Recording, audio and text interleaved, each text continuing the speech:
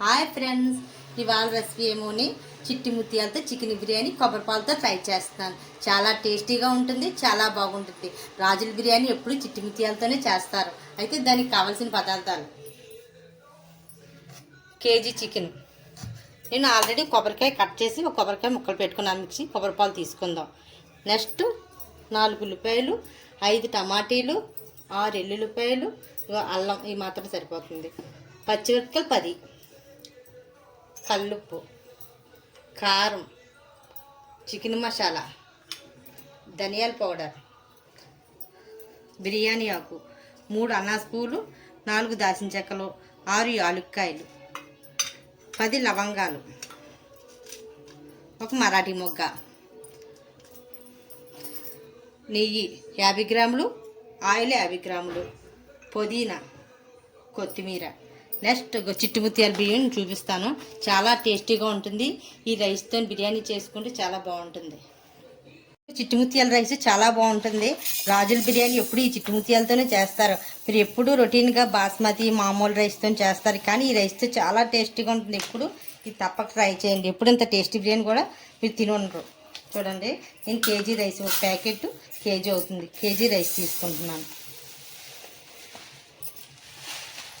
కరెక్ట్గా కేజీ అయింది. ఇప్పుడు తయారు చేయ విధానం: మనం ఈలోగా ఉల్లిపాయలు, కొబ్బరిపాలు అన్నీ మిక్సీ పెట్టుకుందాం. మసాలా తయారు చేసుకుందాం. అన్నీ రెడీ చేసుకుందాం. ఇందాక చూపించాను కదా మసాలా, పొగటు చేసుకున్న మరాఠీ మొగ్గ. పొగటు చేయకూడదు, బిర్యానీ బ్లాక్ అయిపోతుంది.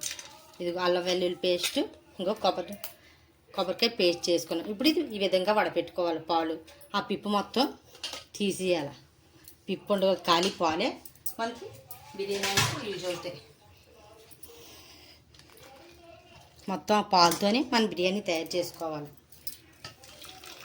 ఇలా వాటర్ వేసుకున్నాం అనుకో, పిప్పు ఉండిపోద్ది. పాలన్నీ ఇలా తీసేసుకోవచ్చు.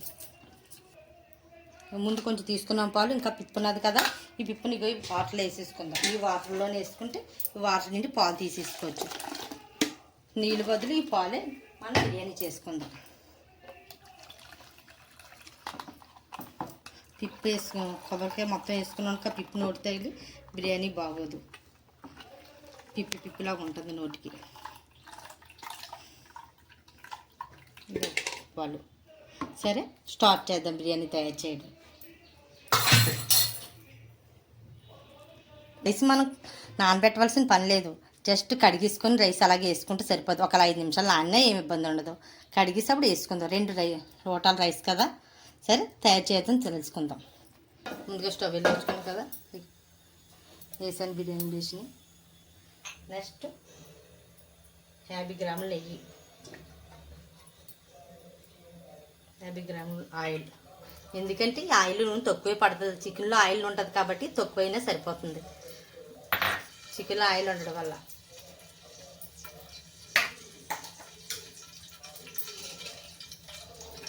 ఇగో ఆయిల్ కాగింది కదా, మనం ముందుగా కట్ చేసుకున్నామా ఉల్లిపాయలు, ఇగో మరాఠీ మొగ్గ, పచ్చిమిర్చి,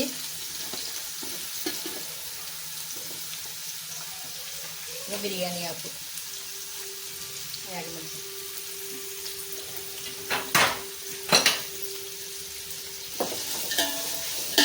చూడటానికి ఏది కంపాలో తాగలు అనుకుంటున్నాను. చికెన్ అయిపోతే తాగి వచ్చేస్తుంది, సరిపోతుంది. ఈ ఆయిల్ కరెక్ట్గా సరిపోతుంది. ఇలాగ ఆగినది చూడండి. ఉల్లిపాయలు ఈ విధంగా వేగనివ్వాలి. వేగిన తర్వాత మనం ముందుగా అల్లం వెల్లుల్లి పేస్ట్ చేసుకున్నామా, ఇది పచ్చి వాసన పోయే వరకు వేయించుకోవాలి. ఇది వేగిన తర్వాత అప్పుడు చికెన్ వేసుకుందాం. పచ్చి వాసన పోవాలి, తర్వాత వేయించుకోవాలి. ఇలా పచ్చి వాసన పోయిన తర్వాత వేయించుకున్నామా, ఇప్పుడు ఈ చికెన్ వేసేసుకోవాలి. బాగా వాష్ చేసుకుని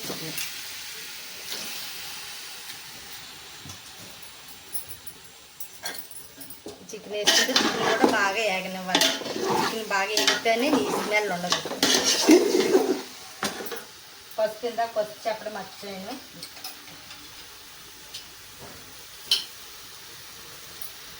అర స్పూన్ పసుపు. చికెన్ ఎంత బాగా వేగితేనే అంత స్మెల్ ఉండదు. అది వేసుకుంటే మనం బిర్యానీ చేసుకున్నాం, స్మెల్ వచ్చి బిర్యానీ బాగుంటుంది. ఈ బాస్మతి దీంతో చాలా బిర్యానీ మనం వండుతుంటేనే మంచి స్మెల్ వచ్చేస్తుంది. బిర్యానీ చికెన్ బాగా వేగనివ్వాలి. ఇంకా అంటే చికెన్ వేసుకుంటున్నామా, వేగిన తర్వాత ఒక 5-10 నిమిషాలు వేసుకున్న తర్వాత అప్పుడు మనం ముందుగా ప్రిపేర్ చేసుకున్నామా ధనియాల పౌడర్ స్పూన్ వేసుకోవాలి. నెక్స్ట్ మసాలా పౌడర్ చేసుకున్నాం కదా అది,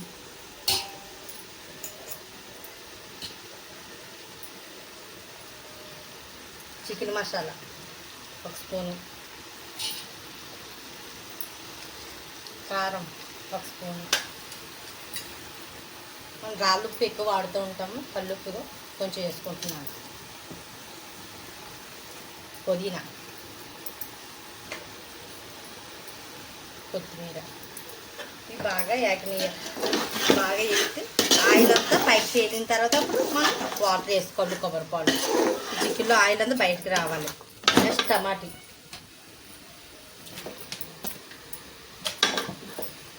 చికెన్ మొత్తం వేగిన తర్వాత చికెన్లో అంతా ఆయిల్ బయటకు వచ్చిన తర్వాత మనం రైస్ వేసుకుందాం, వాటర్ వేసుకుందాం.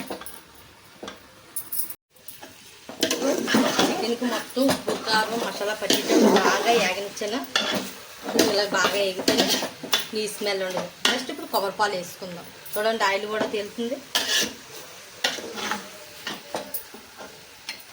కారం పడుతుంది. ఈసారి మనం ఈ లోటాతో 2 లోటాలు రైస్ తీసుకున్నాం కదా, 4 లోటాలు పాలు పోసుకోవాలి. కొబ్బరి పాలు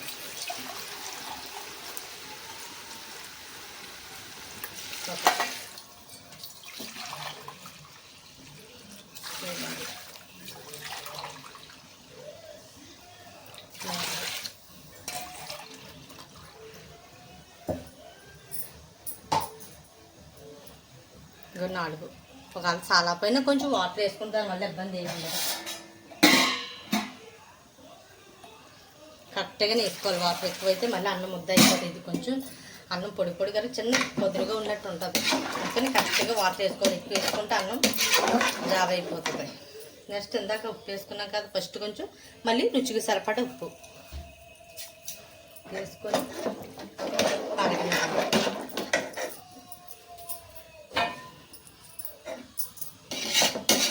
ఇది బాగా తిరబడిన తర్వాత అప్పుడు రైస్ వేసుకుందాం.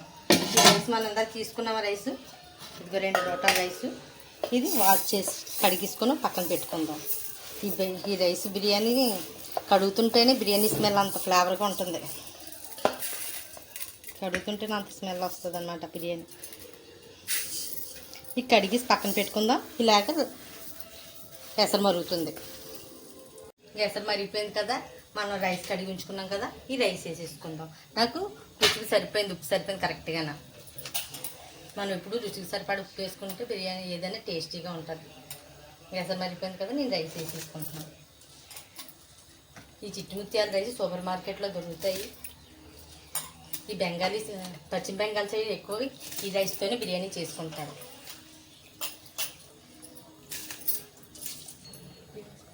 రైస్ వేసేసుకున్నాం కదా, కలిపేసుకొని ఐ ఫ్లేమ్లోనే మంట ఉంచేయాలి. ఈ రైస్ ఉడుకుతుంటుంటే స్మెల్ ఉంటుంది, చాలా బాగుంటుంది. అది ఉడుకుతుంటే స్మెల్ అలాగే ఉంటుంది, తినడానికి టేస్ట్ కూడా అలాగే ఉంటుంది. ఇలాగ మంట కాలేద్దాం. రైస్ ఉడికిన తర్వాత కొంచెం తర్వాత 10-20 నిమిషాల తర్వాత చిమ్ములు తింటేద్దాం. హలో, నేను చూడు ఈ విధంగా అయిన కదా, నేను మయ్యాన్ని ఒకసారి మళ్ళీ కలుపుకున్నాను, అది వీడియో తీయలేదు. నెక్స్ట్ ఇలా విధంగా అయిన తర్వాత 2 స్పూన్లు నెయ్యి,